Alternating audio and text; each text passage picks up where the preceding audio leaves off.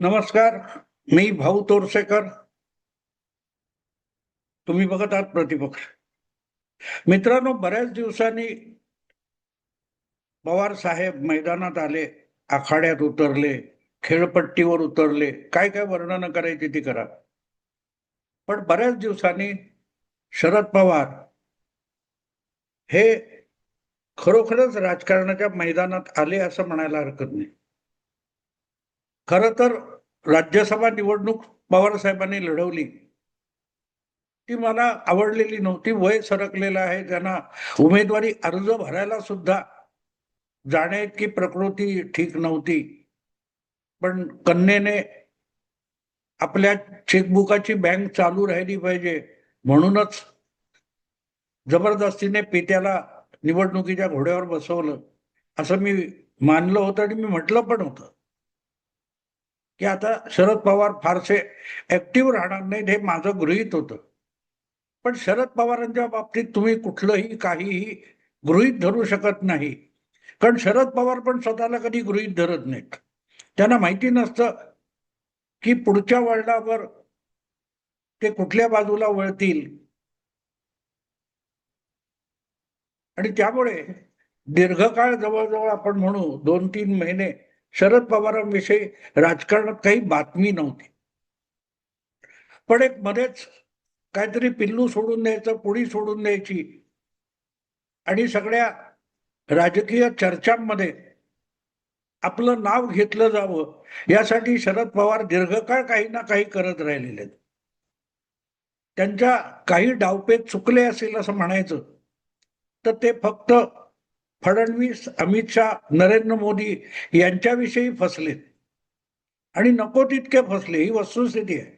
आज जी काही शरद पवारांच्या राजकारणाची किंवा वारशाची दुर्दशा झालेली आहे, त्याचं कारण त्यांनी या भाजपच्या नव्या पिढीतल्या नेत्यांबरोबर अकारण घेतलेला पंगा, असं मी सातत्याने सांगत आलो. आज पवारांची परिस्थिती अशी आहे की ते हात चोळत बसू शकतात, काही करू शकत नसतात. कुठलंही राजकारण घडवून आणणं हे त्यांच्या हाती राहिलेलं नाही. पण तरी एक भाग असतो ना, खुमखुमी असते. खुमखुमी असते मित्रांनो. मी सांगतो ना, माझं वय सरकलंय, माझ्या बरोबरीचे सगळे आता जवळजवळ निष्क्रिय झालेले आहेत.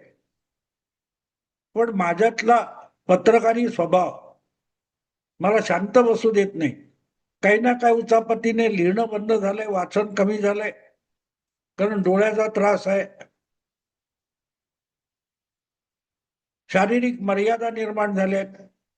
पण योगायोग नशीब असेल की हे युट्यूब सारखं माध्यम मिळालंय की त्याच्यात बडबड केलेली चालते आणि का कोण जाणे लोक ऐकतात.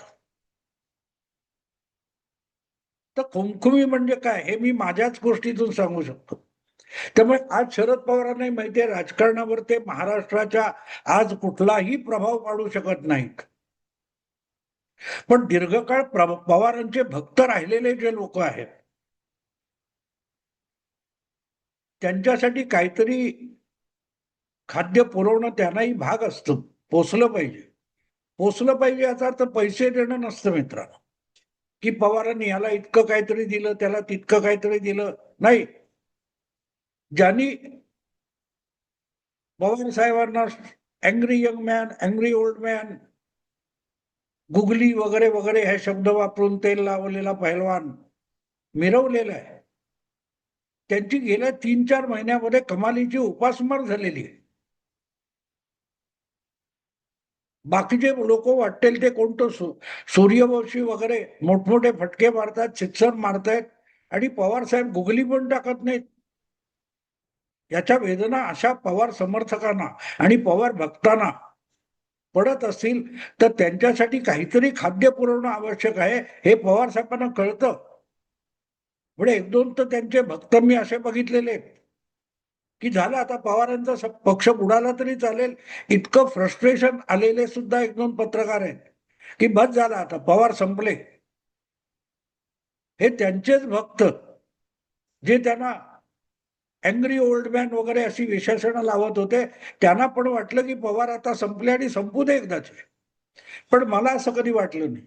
कारण जोपर्यंत पवार जिवंत आहेत तोपर्यंत ते राजकारण करत राहणार आणि राजकारणाच्या मर्यादा येतात.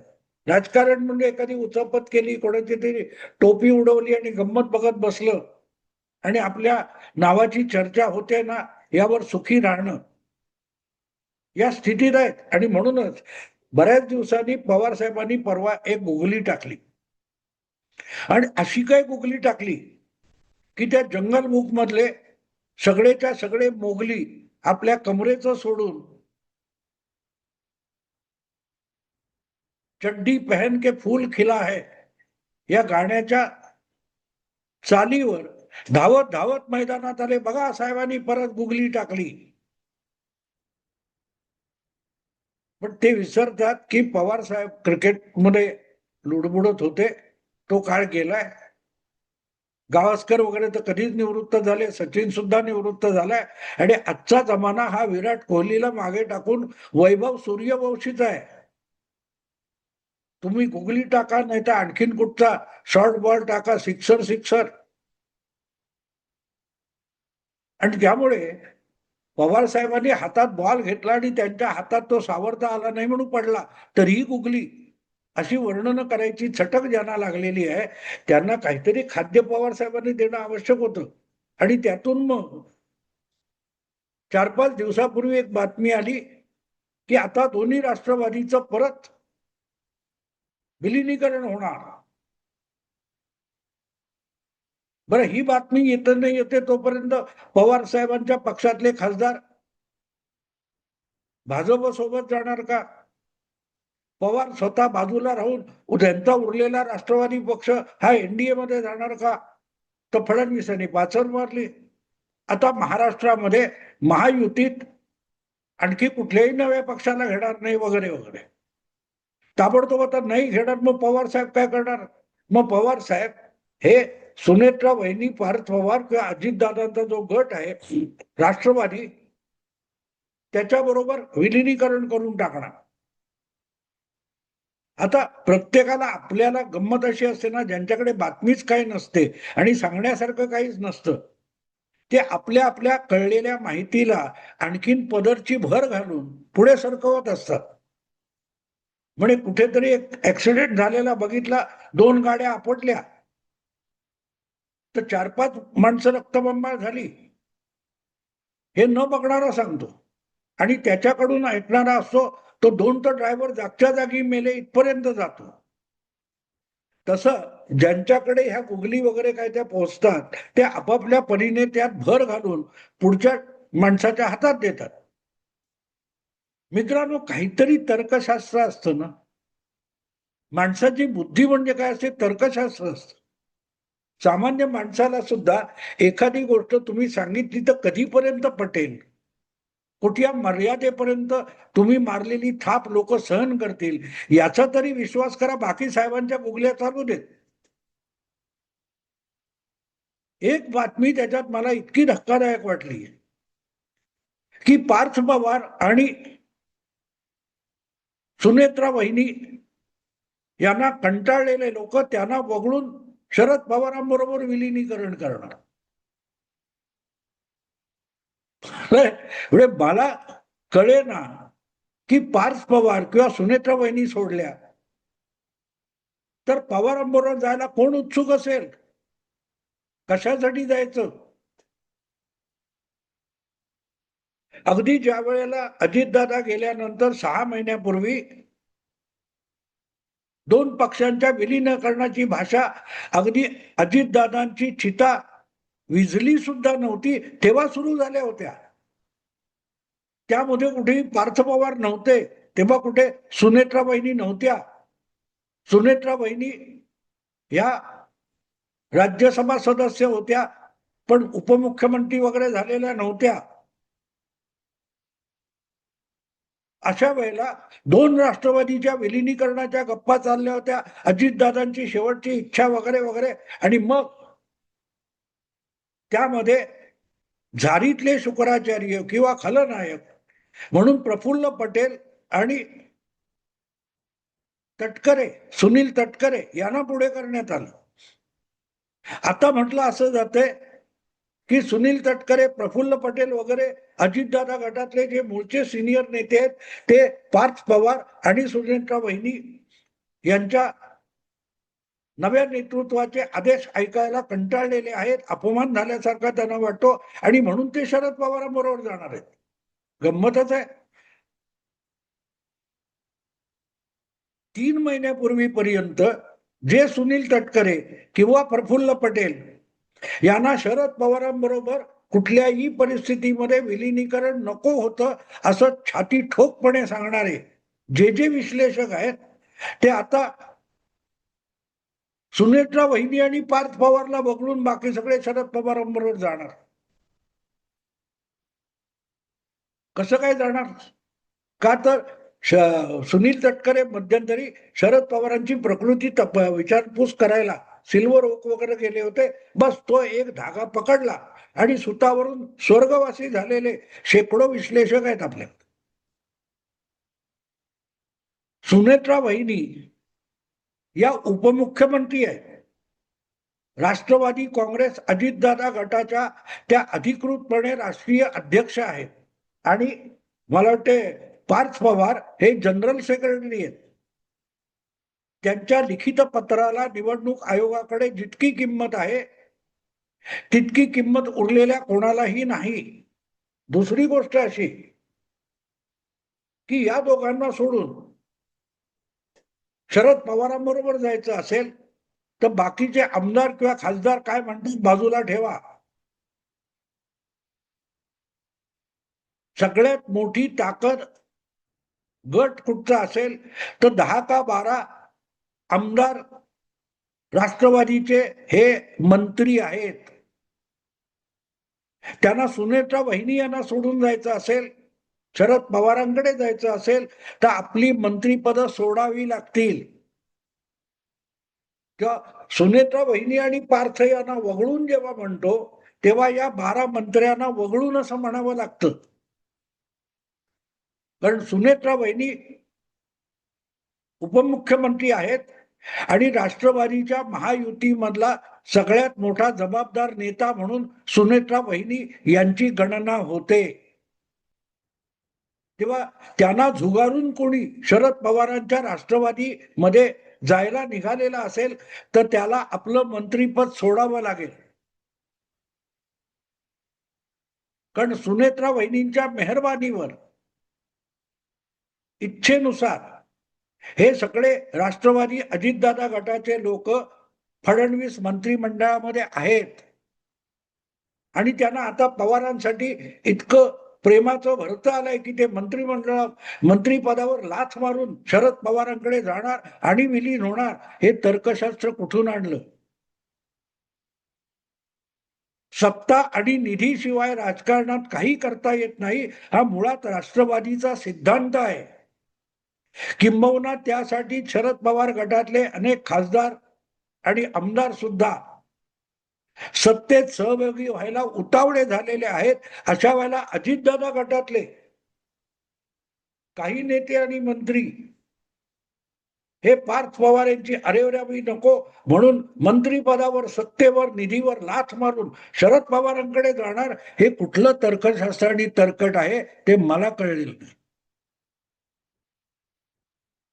पण हे मांडणारे लोक कोण आहे ते बघितलं तर तुम्हाला कळेल की त्यांची हयात पवारांनी टाकलेल्या गुगलीवर उडालेले झेलण्यातच गेली आहे. कधी बॅटिंग केली नाही, कधी बॉलिंग केली नाही, फक्त फिल्डिंग करायची आणि पवार साहेब जेव्हा गुगली टाकतील तेव्हा उडालेली कॅच असेल ती घ्यायची. एवढीच ज्यांनी राजकीय विश्लेषणातली मॅच खेळलेली आहे अशा लोकांनी हा प्रकार आणला की पार्थ आणि सुनेत्रा वहिनी यांना कंटाळलेले लोक हे त्यांना वगळून शरद पवारांकडे जाणार. सुनेत्रा वहिनी एकट्या नाही आहेत. वारंवार मुख्यमंत्री आणि भाजपचे महाराष्ट्रातले सर्वोच्च नेते देवेंद्र फडणवीस यांनी सांगून झालेलं आहे की अजितदादांच्या पाठीशी त्यांच्या पत्नी आणि त्यांचं राजकारण याला सर्वतोपरी मदत करायला आम्ही सज्ज आहोत. आणि म्हणूनच जे कोणी राष्ट्रवादी अजितदादा गटातले सुद्धा सुनेत्रा वहिनींना वाऱ्यावर सोडायला जातील, त्यांना महायुतीमध्ये स्थान असणार नाही याची काळजी खुद्द फडणवीस घेऊ शकतात. तर सुनेत्रा वहिनी पार्थ पवार एवढं बोलून चालत नाही. फडणवीसांची नाराजी पत्करून शरद पवारांकडे जाण्याची किती आमदारांची हिंमत अजितदादा गटामध्ये आहे, किती मंत्रिपदावर लाथ मारणार तेही जरा सांगा. हे ते भुजबळांना आवडत नाही, हे तटकरेंना आवडत नाही, हे सगळं आपल्या आपल्या मनातले मांडे आहेत. तुम्हाला कदाचित बघायला आवडत नसेल की कालचा पोरगा पार्थ तो भुजबळांना काहीतरी सांगतोय, हे तुम्हाला बघायला आवडत नसेल. आणि त्यापेक्षा सगळ्यात मोठी गंमत, हेच लोक जे आज सुनेत्रा वहिनी आणि पार्थ पवारांना वगळून भाषा बोलतायत, तेच लोक काही दिवसांपूर्वी, आठवड्यांपूर्वी, 2 महिन्यापूर्वी पार्थ पवार आणि पवार, शरद पवार साहेब या दोघांचं कसं गुलूगुलू चाललंय आणि शरद पवारांच्या सल्ल्यानेच पार्थ पवार काय काय करतायत हे सांगणारे लोक तेच आहेत जे आज वगळूंची भाषा बोलतात. या लोकांना मूर्ख वाटत. जंगल बुक बघून वाढलेली ही माणसं आहेत.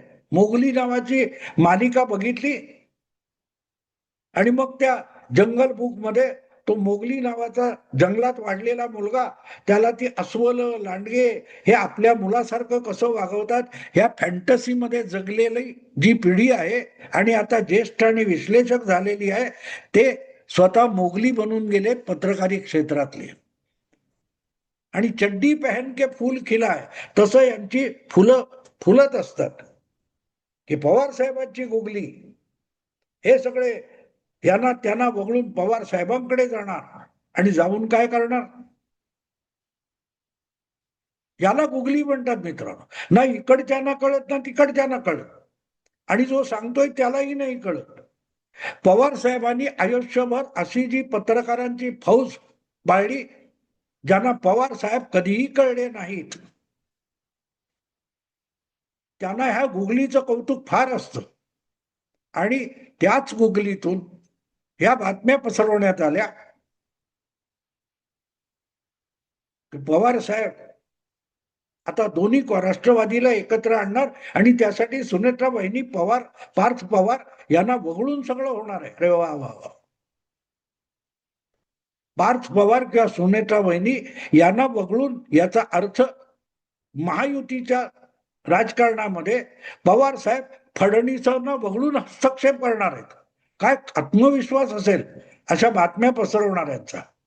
कौतुक वाटतं मित्रांनो. पण असो, पवार साहेबांनी गुगली टाकली आणि हे सगळे रानावनात मोकाट नागडे फिरणारे मोगली हे ताबडतोब पवारांच्या सेवेत हजर झाले.